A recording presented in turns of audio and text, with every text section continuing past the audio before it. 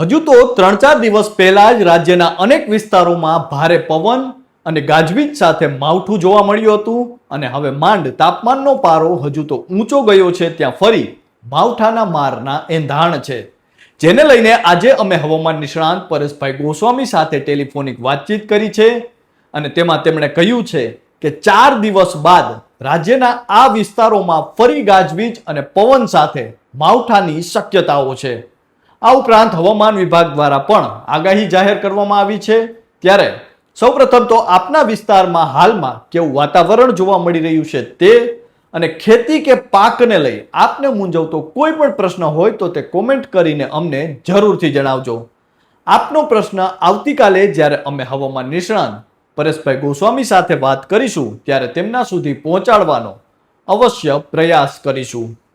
નમસ્કાર, આપની સાથે હું છું કૃપાલસિંહ જાડેજા અને હવામાન વિભાગે રાજ્યમાં કમોસમી વરસાદની શક્યતાઓને લઈને શું આગાહી જાહેર કરી છે તે જાણીએ તે પહેલા આજે અમે હવામાન નિષ્ણાંત પરેશભાઈ ગોસ્વામી સાથે ટેલિફોનિક વાતચીત કરી છે અને જેમાં અમે પૂછ્યું છે કે આગામી દિવસોમાં કયા વિસ્તારોમાં માવઠાની શક્યતાઓ છે અને આ વર્ષે વાવાઝોડાની શક્યતાઓ છે કે કેમ અને તેને લઈને પરેશભાઈ શું કહ્યું છે તેના વિશે વિગતે વાત કરીએ ગુજરાતી પર। આમ જોઈએ તો 18 થી 20 માર્ચ દરમિયાન રાજ્યમાં ભારે પવન અને ગાજવીજ સાથે કમોસમી વરસાદ જોવા મળ્યો અને ત્યારબાદ હાલમાં ફરી તાપમાનનો પારો સતત ઊંચો જઈ રહ્યો છે ત્યારે ફરી માવઠાના મારના એંધાણ વર્તાઈ રહ્યા છે। ત્યારે હવામાન નિષ્ણાંત પરેશભાઈ ગોસ્વામી સાથે અમે ટેલિફોનિક વાતચીત કરી અને જેમાં તેમણે કહ્યું છે કે રાજ્યની અંદર ફરી એક વખત માવઠાની શક્યતાઓ છે, જેની અંદર જોવા જઈએ તો થોડા દિવસ પહેલા એટલે કે 18, 19 અને 20 તારીખે વેસ્ટર્ન ડિસ્ટર્બન્સના કારણે ગુજરાતમાં જે વરસાદ જોવા મળ્યો હતો એવી જ રીતે ફરીથી એક વેસ્ટર્ન ડિસ્ટર્બન્સની અસર થવા જાય તેવી શક્યતાઓ છે અને તેનો ટ્રફ ગુજરાત સુધી લંબાય તેવી પૂરી સંભાવનાઓ છે, જેને કારણે 28, 29 અને 30 માર્ચે રાજ્યના અલગ અલગ વિસ્તારોમાં માવઠાની શક્યતાઓ છે, જેની અંદર ખાસ કરીને સૌરાષ્ટ્ર, કચ્છ અને ઉત્તર ગુજરાતના ભાગોની અંદર તેની વધુ અસર થાય તેવી સંભાવનાઓ છે। જોકે આ માવઠું હશે તે છૂટાછવાયા વિસ્તારોની અંદર હશે, છતાં ઘણા બધા વિસ્તારોને તે પ્રભાવિત કરશે અને આ વરસાદની અંદર વધુ પડતા થંડરસ્ટ્રોમ એક્ટિવિટી થવાની પણ શક્યતાઓ રહેશે। એટલે કે જે વિસ્તારોમાં માવઠું પડશે એમાં 28 થી 30 માર્ચ દરમિયાન ગાજવીજ અને પવન સાથે માવઠું પડવાની પણ શક્યતાઓ રહેલી છે। એટલે અગાઉથી આગમચેતીના ભાગરૂપે દરેક મિત્રોએ એ અપીલ કરવામાં આવે છે કે જેટલું પણ આપણે ખેતી પાકોની અંદર સાચવી શકીએ એટલું સાચવી લેવાનું, કેમ કે એક પશ્ચિમી વિક્ષોભ પસાર થવાનો છે અને તેનો ટ્રફ ગુજરાત સુધી લંબાશે।